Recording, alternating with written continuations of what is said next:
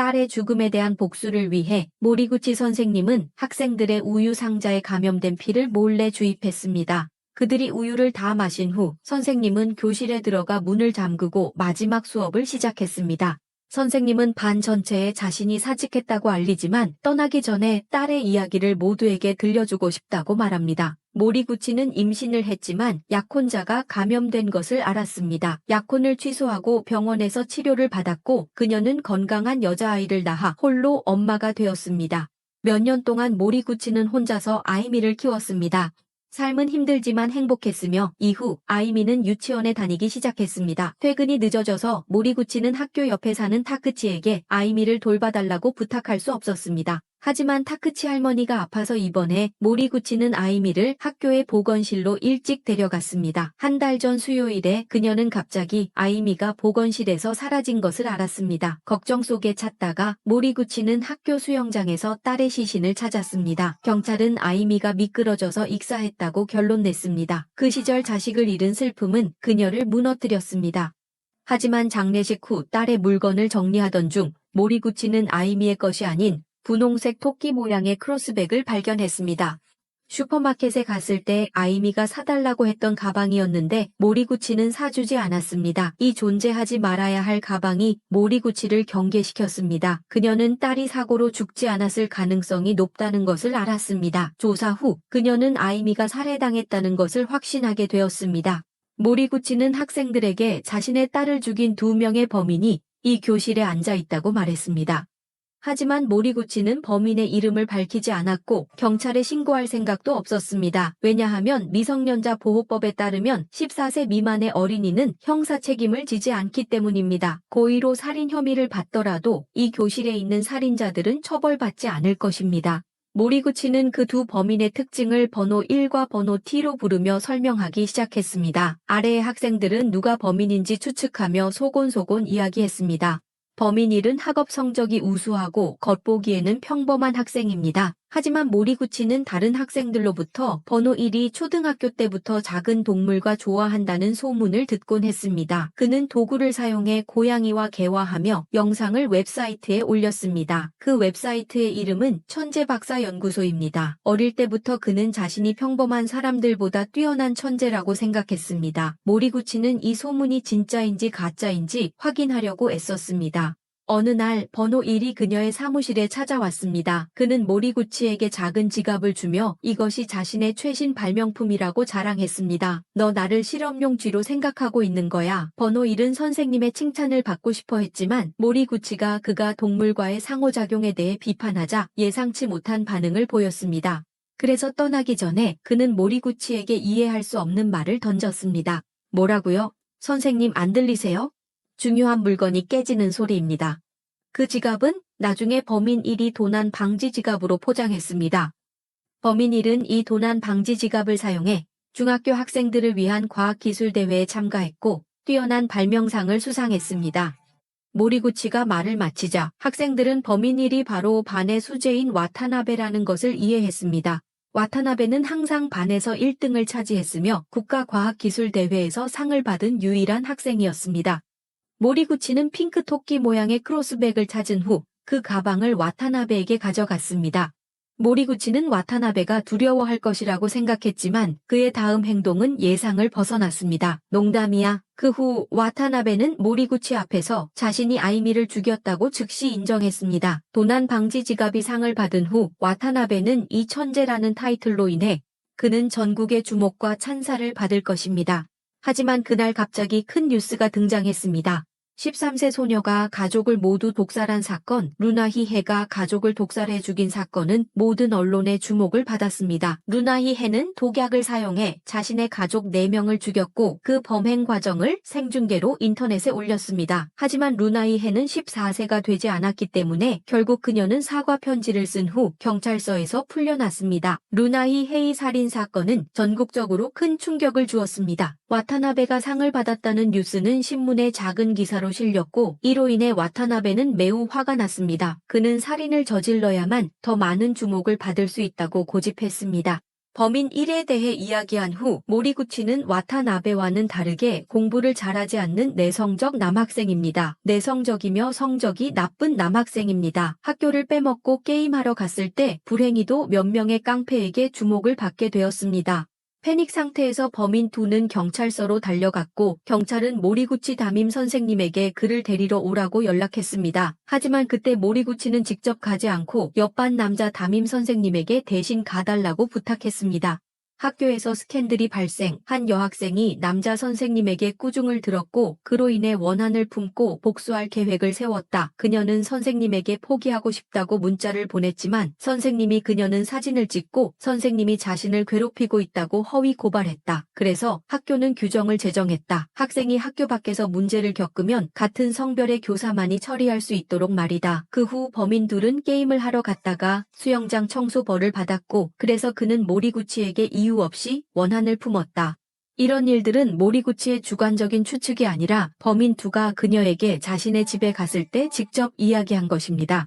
모리구치가 말을 마치자마자 반 전체는 범인 2가 바로 한 달 전에 조용한 소년 나오키라는 것을 알아차렸습니다. 와타나베는 갑자기 나오키에게 다가가서 자신의 나쁜 놈들을 전기 충격으로 제압하는 계획에 함께 참여하자고 제안했습니다. 와타나베는 새로운 도난 방지 지갑의 실험 대상을 찾고 싶어 합니다. 딸 싫어하는 아이가 목표가 되었습니다. 나오키는 아이미가 슈퍼마켓에서 분홍색 토끼 모양의 크로스백을 사달라고 했던 것을 본 적이 있습니다. 그래서 가방을 유인용으로 사게 되었습니다.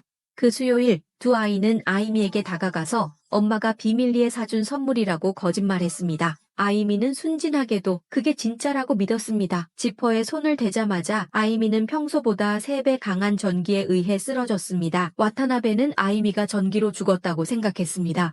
나오키에게 자신이 살인을 했다고 소문을 퍼뜨리라고 말했습니다. 와타나베는 나쁜 나오키와 친구가 되고 싶어 하지 않았습니다. 그는 나오키에게 접근한 것은 단지 증인을 찾기 위해서였습니다.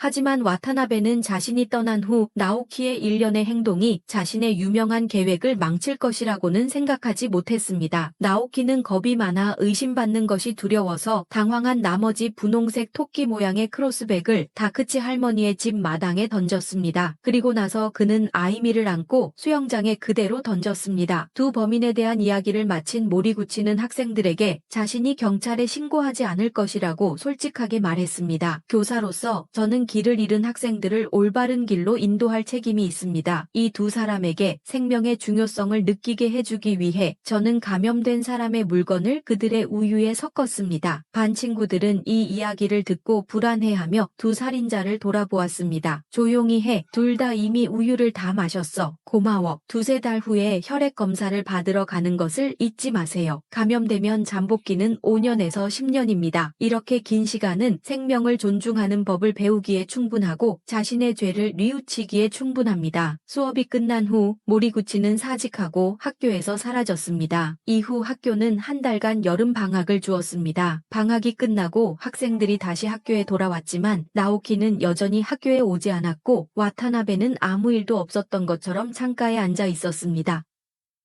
선생님은 유쾌하며 학생들과 잘 어울립니다. 시간이 흐르면서 그는 학생들과 친해졌습니다. 선생님은 나오키가 오랫동안 결석한 문제를 해결하려는 열정이 있습니다. 선생님이 나오키의 상황을 묻자 반 전체가 조용해졌습니다. 여름 방학 동안 학생들은 모두 익명의 메시지를 받았습니다.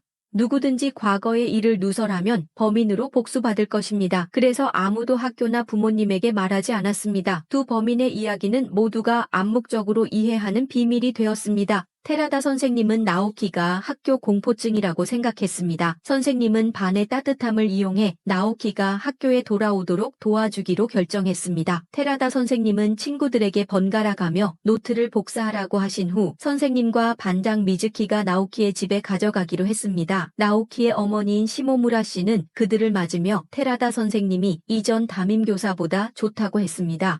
모리구치 선생님은 오직 자신의 딸만 걱정하고 선생님처럼 책임감이 있었다면 좋았을 텐데 만남 내내 테라다 선생님과 미즈키는 나오키를 만날 수 없었습니다. 두 사람이 떠난 후 시모무라 씨는 복사한 노트를 위층으로 가져갔습니다. 하지만 나오키는 지금 심각한 정신병에 걸렸습니다. 그 소녀는 분명히 에이즈에 감염되었다고 느끼기 때문에 외부 세계와의 접촉을 거부합니다. 그 소녀는 자신을 감추고 더럽혀진 모습입니다.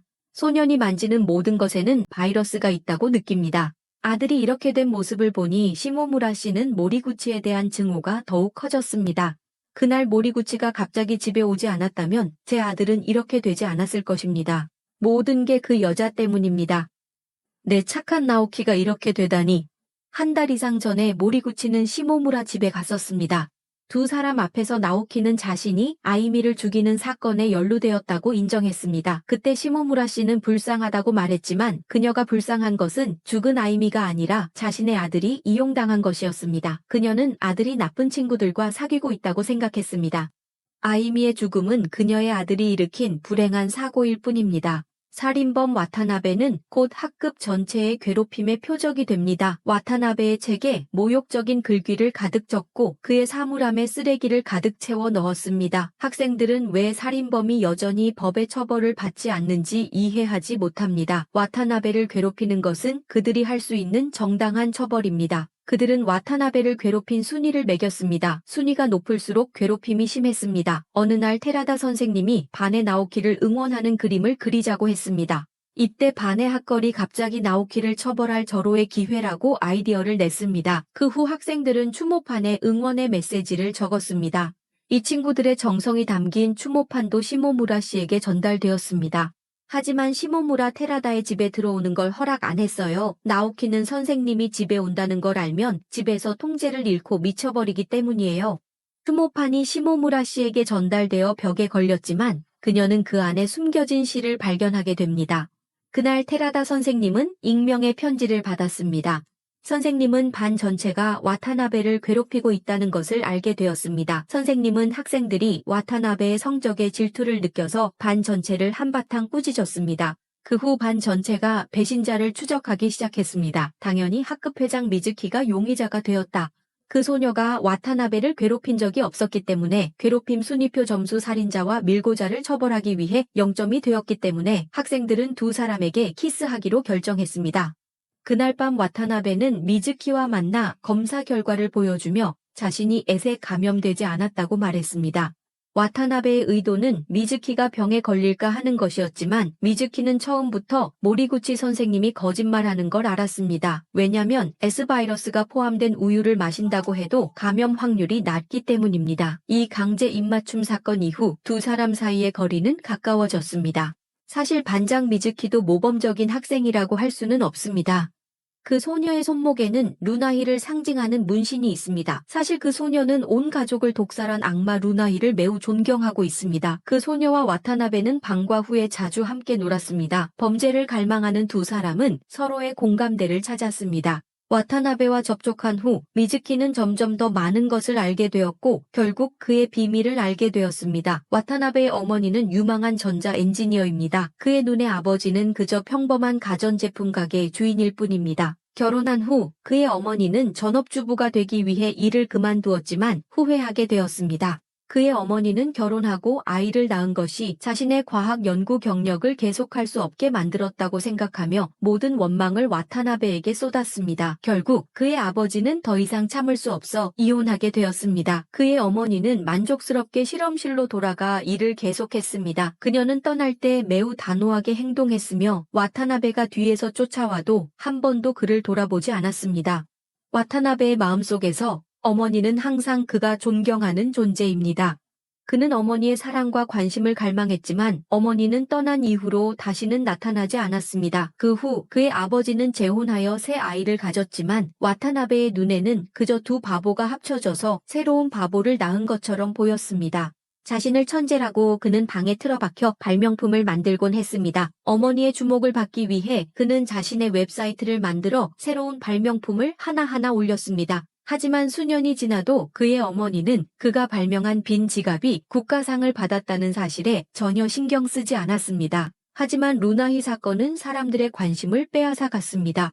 그는 루나히처럼 모리구치의 딸을 죽이려고 했지만 결국 모리구치는 그를 경찰에 신고하지 않았습니다. 그는 자신이 에이즈 바이러스가 있는 우유를 마셨다는 것을 알았습니다. 그는 두려워하지 않고 기쁘기까지 했습니다. 내가 에이즈에 감염되었다면 어머니는 나를 보러 돌아올 거야. 하지만 검사 결과 그는 병에 감염되지 않았다는 것이 드러났습니다. 그가 그리워하던 모성애는 여전히 오지 않았습니다. 와타나베가 어머니의 관심을 끌기 위한 방법을 고민하고 있을 때 미즈키는 주말에 오랫동안 사라졌던 모리구치를 우연히 다시 만났습니다. 그 소녀는 모리구치와 테라다 선생님이 같은 테이블에 앉아 두 선생님이 아는 사이임을 알았습니다. 미즈키의 질문에 모리구치는 자신이 모든 일에 배후에 있다고 솔직하게 인정했습니다. 선배로서 그녀는 테라다 선생님과 자주 만났습니다. 테라다 선생님, 그녀에게서 많은 조언을 받았습니다. 그녀는 나오키의 집에 자주 가라고 했습니다. 목적은 심리적 그림자를 더하는 것입니다. 와타나베가 괴롭힘을 당하는 것도 그녀가 이야기했기 때문입니다. 목적은 학생들이 와타나베를 심하게 괴롭히도록 하는 것입니다. 처음에 그녀는 와타나베와 나오키가 포기할 줄 알았지만 나중에 그녀는 그 강도가 아직 부족하다는 것을 깨달았습니다. 미즈키는 와타나베를 옹호하기 시작했습니다. 그가 하는 모든 것은 어머니의 관심을 받기 위한 것일 뿐입니다. 모리구치는 듣고 화내기는커녕 웃었습니다. 그녀는 자신의 딸이 이렇게 어린아이 같은 이유로 죽게 될 줄은 예상하지 못했습니다. 하지만 그녀는 미즈키의 말에서 중요한 정보를 파악했습니다. 이 정보는 나중에 와타나베를 절망에 빠뜨릴 것입니다. 실제로 모리구치의 조언은 주간 방문의 공격 아래에서 효과를 발휘했습니다. 나오키는 점점 무너져 결국 정신적으로 불안정한 상태에 빠졌습니다. 그날 그 소녀는 편의점에 가서 자신의 피를 선반의 상품에 바르기 시작했습니다. 그 후 시모무라 아들을 대신해 사과하고 그 피가 묻은 모든 물건을 집으로 가져갔습니다. 집에 돌아온 나오키는 진실을 고백했습니다. 그 소녀는 어머니에게 S바이러스가 있는 우유를 마셨다고 말했습니다. 내가 죽으면 엄마는 어떻게 해야 해? 하지만 너는 살인자잖아. 그렇지 않아. 나는 친구를 도와주고 싶어서 그녀를 수영장에 던진 것뿐이야. 죽인 게 아니야. 그 소녀는 단지 기절한 것뿐인데 너는 그 소녀를 수영장에 던졌다고? 뭐야. 하지만 그럼에도 불구하고 나는 그런 걸 모르고 그렇게 한 거야. 엄마. 그 소녀는 너 앞에서 깨어났어. 그 소녀는 네가 죽인 거야. 나오키의 입에서 나온 진실을 듣고 항상 아들을 사랑해 온 시모무라 부인은 암흑과 절망에 빠졌다. 온순하고 순종적인 아이가 진짜 악마였던 것이 드러났습니다. 그래서 그녀는 칼을 들고 2층으로 올라가서 아들과 대면할 결심을 했습니다. 하지만 결국 그녀는 차마 손을 대지 못했고 오히려 나오키가 미쳐서 칼을 빼앗아 그녀를 집에서 죽여버렸습니다. 아들이 어머니를 살해한 사건은 큰 충격을 주었지만 동시에 와타나베는 질투와 분노를 느꼈습니다. 나오키라는 비겁자가 자신보다 먼저 유명해지는 것을 받아들일 수 없었습니다. 나오키와 루나히를 조롱하며 가족에게만 손을 대는 비겁자들이라 비난했습니다. 자신의 우상 루나히가 모욕당하는 것을 듣고 미즈키는 반박합니다. 너도 별로 나은 게 없어. 너는 항상 엄마가 너를 버린 일이 마음에 걸려서 잊을 수 없었지. 심지어 그녀를 만나러 가는 용기도 없었고 너는 정말 두려워했지. 그렇지. 그녀에게 거절당할까봐 두려웠던 거지. 사실 너는 이미 엄마에게 버림받은 거잖아. 그렇지.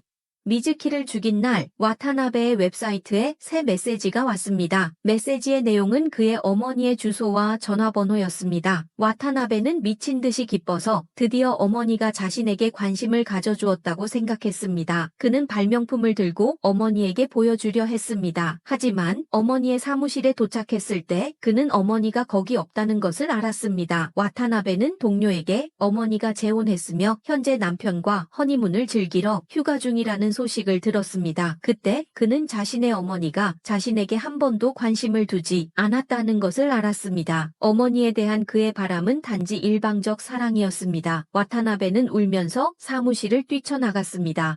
하지만 그는 이러한 모든 것을 어둠 속에서 지켜보고 있는 모리구치가 있다는 것을 전혀 눈치채지 못했습니다. 고통과 분노 속에서 와타나베는 자신이 완벽하다고 생각하는 계획을 떠올렸습니다. 그는 학교 강당에 폭발물을 숨겨두고 졸업식 날에 터뜨려서 모든 교사와 학생들과 함께 죽으려 했습니다. 그는 동기와 범행 과정을 담은 영상을 자신의 웹사이트에 올렸고 그렇게 되면 분명히 신문 한 면에 실릴 것이라고 말했습니다. 그의 죽음은 반드시 그의 어머니의 주목을 받을 것이다. 졸업식이 예정대로 열리고 와타나베는 학생 대표로서 무대에 올라 발언을 했습니다. 감동적인 연설을 마친 후 그는 조용히 폭탄을 작동시키기 위해 전화를 꺼내 들었습니다. 버튼을 눌러 폭발을 유도한 후 와타나베는 몇십 초를 기다렸습니다. 하지만 그가 기대하던 큰 폭발은 일어나지 않았고 그는 강단 아래를 내려다보니 자신이 숨겨놓았던 폭탄이 사라졌다는 것을 발견했습니다. 와타나베는 단에서 내려오다가 모리구치의 전화를 받다. 모리구치는 와타나베에게 말했습니다. 웹사이트에 주소를 남긴 사람은 나야. 강당에서 폭탄을 제거한 것도 나야.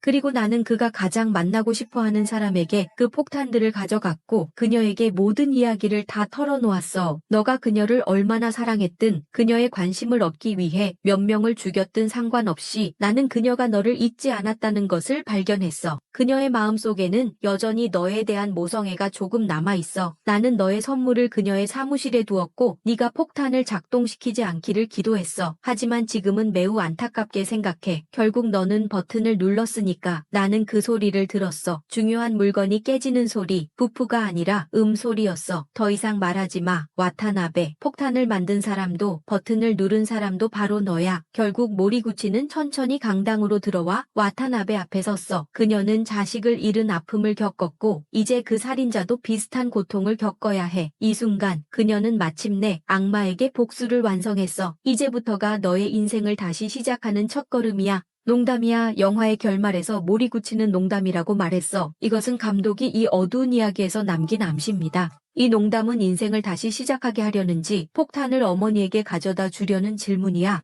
감독은 답을 제시 안 했지만 사람들은 답이 앞부분이라고 믿습니다. 왜냐하면 자신이 사랑하는 사람을 파괴 후 그 사람은 일어설 능력을 잃기 때문입니다. 이야기는 여기서 끝납니다. 영화를 봐주셔서 감사합니다. 이 영화에 대해 어떻게 생각하셨나요? 아래에 댓글 남겨주세요.